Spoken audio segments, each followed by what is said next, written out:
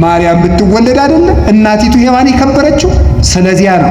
ስለዚህ እመቤታችን የእናቷ እናት የአባቷም እናት ናት። በዚህ የሚደንቃችሁ ካላችሁ እንኳን የ175 ዓመቱ የአብርሃም የማን የ969 ዓመቱ የማቱሳላም እናት ናት። እንኳን የእሱ እናት የ930 የአዳምም እናት ናት።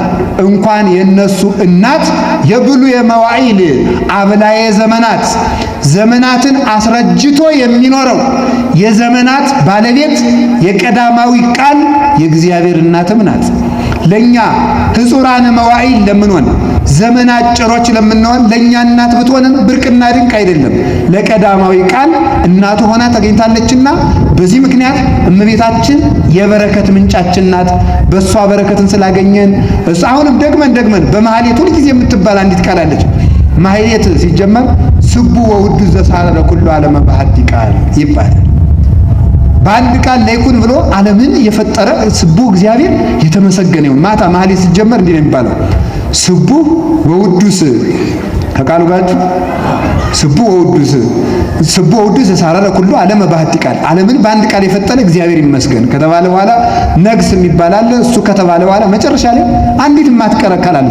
ነግሱ ይለዋወጣል፣ እንደ አርኬ ነው፣ እንደ ግጥም አይነት ሆኖ ቅዱሳን የሚመሰገኑበት ነው። መላእክት፣ ነቢያት፣ ሐዋርያት። ኋላ መሃል ላይ የዕለቱ መልክ ከመጀመሩ በፊት ነግሱ እንደየባሉ ይለዋወጣል። አንዲት ግን ሁልጊዜ የማትለወጥ ቃል አለች። ዘመንክር ጣዕሙ ትባላለች። ሊቃውንቱ በጣም ነው የሚወዷት። ዘመንክር ጣዕሙ ሰላም ለዝክረ ስምኪ ዘመንክር ጣዕሙ ለወልድኪ አምሳለ ደሙ መሰረተ ሕይወት ማርያም ወጥንተ መድኃኒት ዘምቀድሙ ኪያኪ ሰናይተ ዘፈጠረ ለቤዛ ዓለሙ እግዚአብሔር ይትባረክ ወይትሐቆት ስሙ ይባላል ማለት ነው። ሰላም ለዝክረ ስምኪ ዘመንክር ጣዕሙ ለወልድኪ አምሳለ ደሙ እንደ ልጅሽ ደም ለሚጣፍጠው እንደ ልጅሽ ደም ሲጠራ እኮ ነው ማርያም ሲል ነው እንደዚህ ብሎ የሚጣፍጠው ማለት። ግን ይሄ ለማን ይጣፍጣል? ይሄን ጣዕም የሚያውቅ ልብ ይስጠን በእውነቱ ማለት ነው። ይሄ በእንዲህ ያለ ምላስ የሚቀመስ በሚቅለበለብ ምላስ የሚቀመስ ጣዕም አይደለም።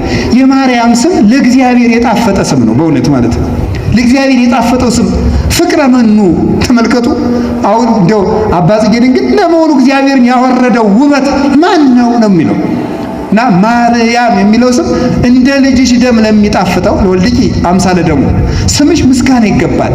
መሰረተ ሕይወት ማርያም ወጥንተ መድኃኒት ዘምቀድሙ መጀመሪያ ድነት ሲጀመር የድነት መሰረትና መጀመሪያ የሆንሽው መርገም በሔዋን ሲጀመር ድነት ባንቺ የተጀመረብሽ ማእከለ ምድር የድነት መካከለኛ የሆንሽው የመካከለኛይቱ መሬት አባትሽ ዳዊት እግዚአብሔር እሰ ንጉሥ ውእቱ እምቅድመ ዓለም ወገብረ መድኃኒተ በማእከለ ምድር እግዚአብሔር ከዓለም አስቀድሞ ነበረ በምድር መካከል መድኃኒትን አደረገ የተባለ ተመልከቱ።